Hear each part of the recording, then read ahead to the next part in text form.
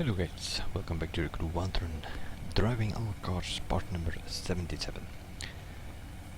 The Shelby GT500 1967. That's what we are looking at here.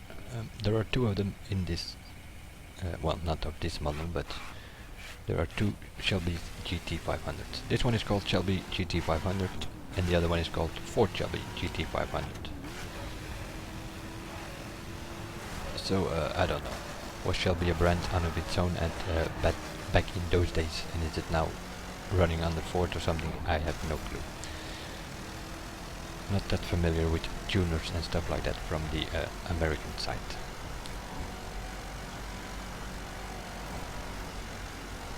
This thing, well, it has a street performance circuit and drift spec. And it's probably yeah, street performance club.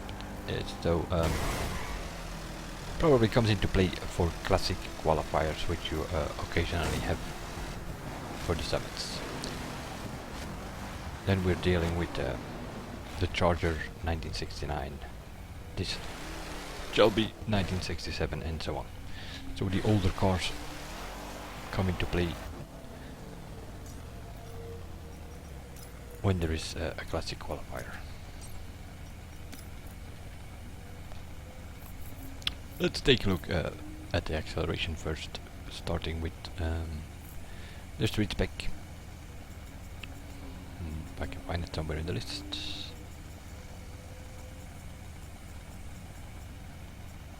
They really should make something here that we can select 5 favorites or 10 favorites to be on top of the list. Otherwise it's going to be a mess. With the new expansion, there are more new cars coming, so the lists are only going to be longer and longer. But I don't know. I will take a look because it's also going to be a lot of work. I have 328 different specs. If I have to put level 60 parts on all of them to bring them at 4099 or whatever the no maximum level will be, that's going to be a lot of work again. I finally have all my cars at 1299, and then they come up with an expansion which will bring it up again, so you have to I'm guessing same like with level 50 parts. Once you unlock them for a certain spec, the level 60, I'm assuming you can buy them for the other cars. Well, at least we can do something with our bucks. I haven't spent much of it lately, and yeah, just going up and up and up. I'm over 7 million now, with only a couple of drift specs to put at 1299, and the rest I have everything. Meanwhile, street spec 26.9, that is going towards 27 seconds. That is kind of, well, average, if not below average. Fastest car here in street is still the Skyline with a 25.7, and also the Raptor did a 25.7, I believe. Performance spec.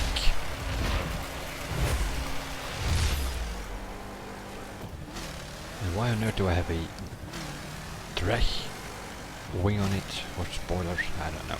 Probably because the other ones were even worse.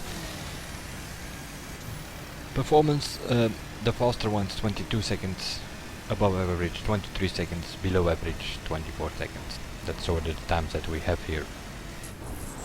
We're almost at the end of this series, or at least for now. And then we can say that 24.4 is not really a good acceleration time for a performance spec. That is below average for sure.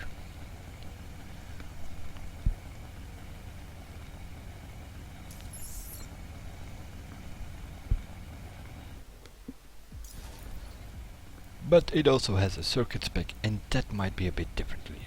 Already have driven that thing in some sort of time attack. Run time attack even, I don't know what it was, but for one of the qualifiers. It is a bit tricky to control the car in general, but acceleration it does have, I think, and so comparison with the street spec and the performance, which are average or below average, this might actually be fast. What does it say? 22.188. Okay, let me check that to be sure, but I think that is... Yep. If we take out the bikes for a second here, we'll just go by the cars. We have a 21.9 for the Ferrari 458, and then we have this Shelby with a 22.1. Second fastest car in circuit spec. So they're the same as the Kawasaki Ninja. The BMW bike is faster though, in acceleration. So out of these three specs, already based on acceleration, you can say that the circuit spec is the best one for sure.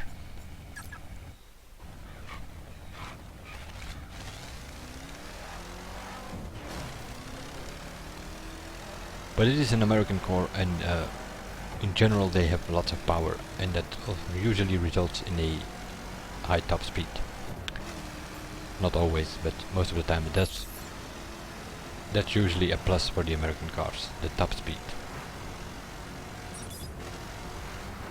But there are also something like brakes, which is not that good in this thing. And then you have to flick it around, and you get the tire marks. So we are dealing with wheel spin and also probably with, yeah, this kind of behavior.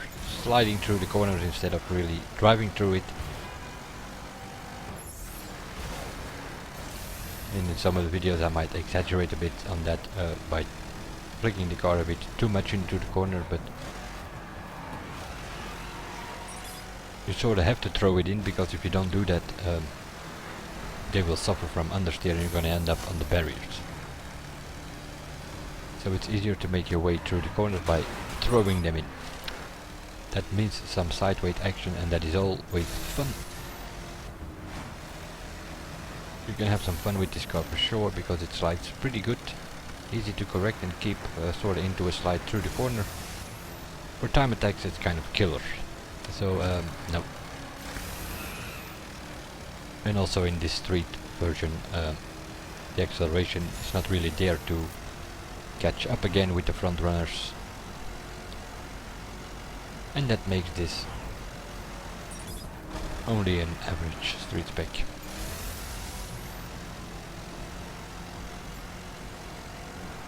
Unless it comes up with a top speed of 375 or something, which is not gonna be the case, I guess. Although it has power, so we will probably have a decent top speed. Street spec, so we are looking, if I don't crash here, looking for somewhere towards 360. Was already doing 349 there. 352, but bit of a problem there that I'm on the red zone, so I'm kind of on the limiter. So I'm not sure if this thing will actually read 360, which is sort of, well, 360 plus even for the top specs. But also top speed wise it's going to come a few kilometers an hour short compared to those. Acceleration it also not have, and it kind of slides all about. So which, yeah. Conclusion is pretty simple, this is an average street spec.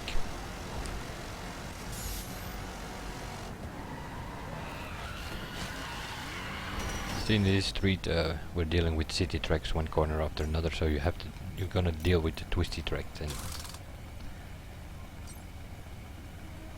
nope, fun in free drive. Other than that, leave it be in street spec. Pretty slow acceleration for the performance spec as well, and I'm assuming the handling will not improve that much. And it will also have a high top speed.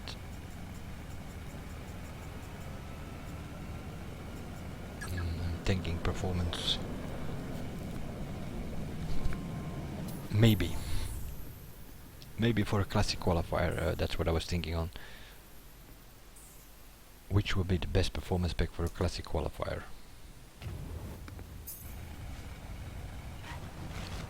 (1969) Dodge Charger, this one. Probably gonna end up with the Camaro 1969, I think. Which is a bit shorter wheelbase and a bit smaller than this one.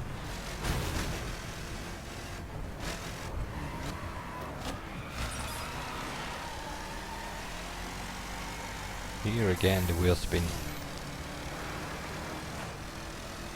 All factors that matter in the acceleration, and that's why it's probably with 24.4 not that good on a mile drag.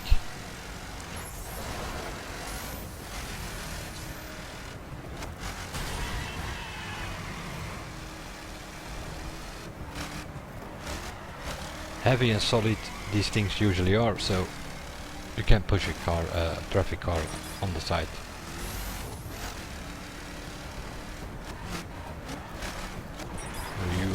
Okay. Now that is a bit of a tricky corner there. There is some bump there. Doesn't have to be behavior of the car itself. Can be the track there at that point. So.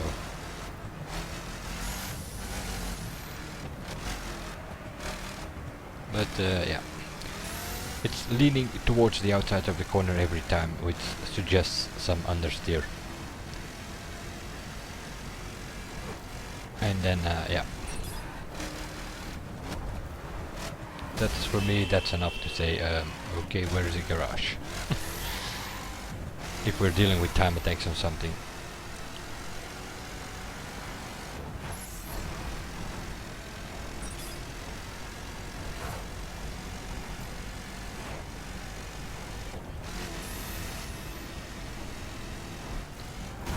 I might have to do a test or some sort of small series based on qualifiers. What are the classic qualifiers? What's the best one, and so on. But I have a feeling it's not going to be this performance one.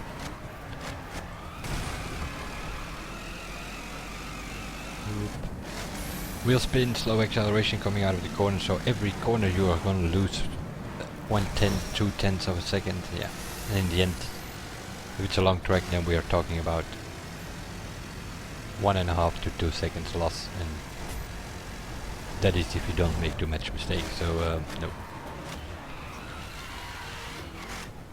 As I thought from the acceleration test, it's probably going to be confirmed that the circuit spec will be the best out of these three. Doesn't mean it's going to be the best use, but we'll see.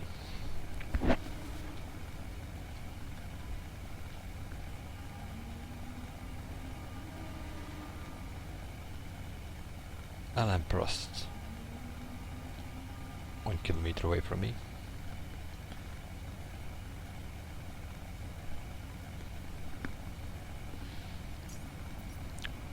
Circuit spec, that's what we were going to do. We have been driving this thing, we're wetted in the Midwest, I think, on the track where you have to use back on track twice. That time attack thing, well, already did that a couple of times, that track now, and this was one of them. I think it probably was going to a brand time attack, because otherwise I would have no reason to use this thing.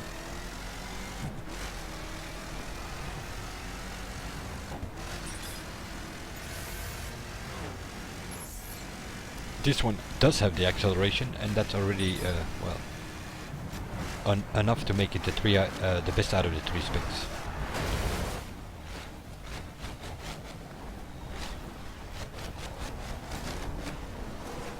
It has the second fastest time next for the car that is next to the Ferrari 458, so only 2/10 slower on a mile drag.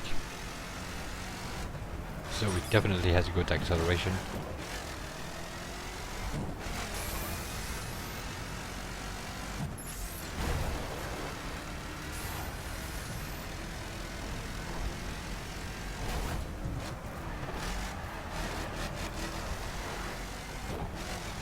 We're also more or less away from the understeer,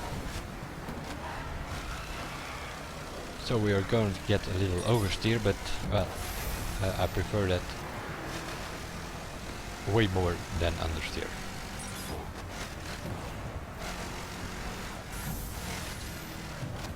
We're gonna slide about a bit in the corners, but it was not major oversteer, so little corrections should do it to keep it going.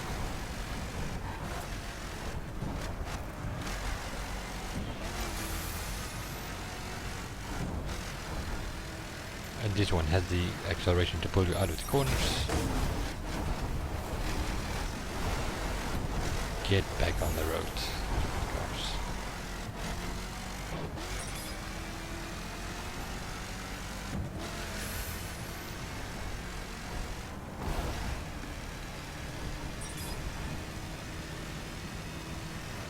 Traffic cars all over the place. You can only see 8 players at the same time, but these stupid traffic cars, they come in herds. Unbelievable.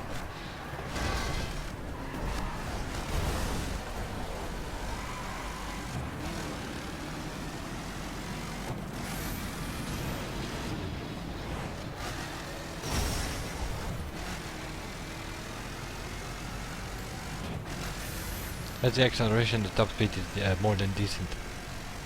So where you're gonna lose it? Probably on handling. Those oversteer situations, some of the other cars have it as well, but yeah, it's a bit more in this one, so that's where you're probably going to lose it. But yeah, on an oval, on the circuit or track itself, might just work fine, this car. On twisty tracks, yeah, then the handling is going to be a little bit of a problem. Changing to drift settings.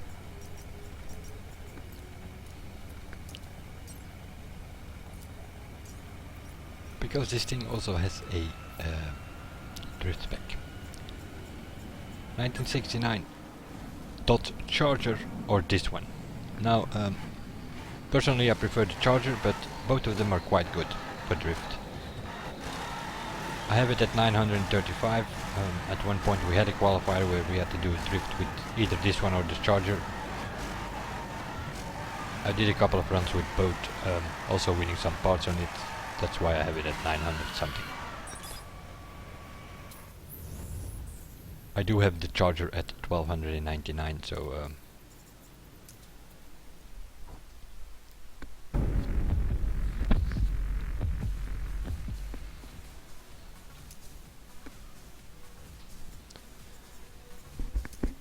but also this is good, but just yeah, in general I find the Charger a bit better.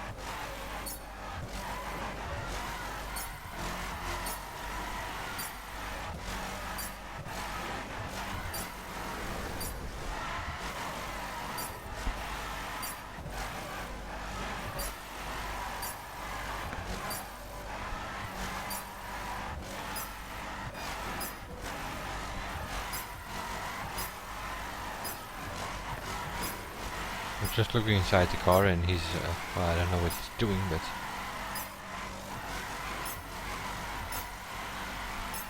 he's constantly messing about with the gear shifter or with something there in the middle of the car where his hand is on, but I just keep it in second gear and keep it going like that.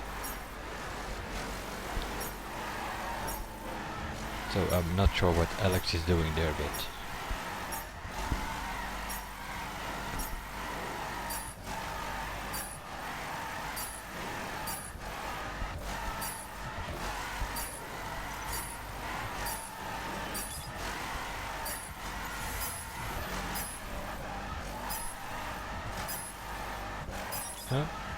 meanwhile we haven't lost the multiplier yet, so like I said, also this one is a pretty decent one.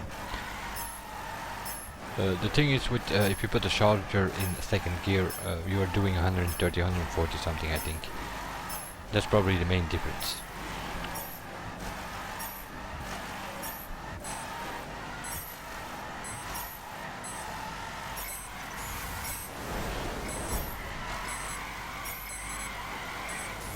This one is also a little bit more work than the charger. Charger goes smoother than this one. The more flick this one around and fighting a bit more with the car, but it's a pretty good one, and well, maybe it's even the best use. Most likely will be.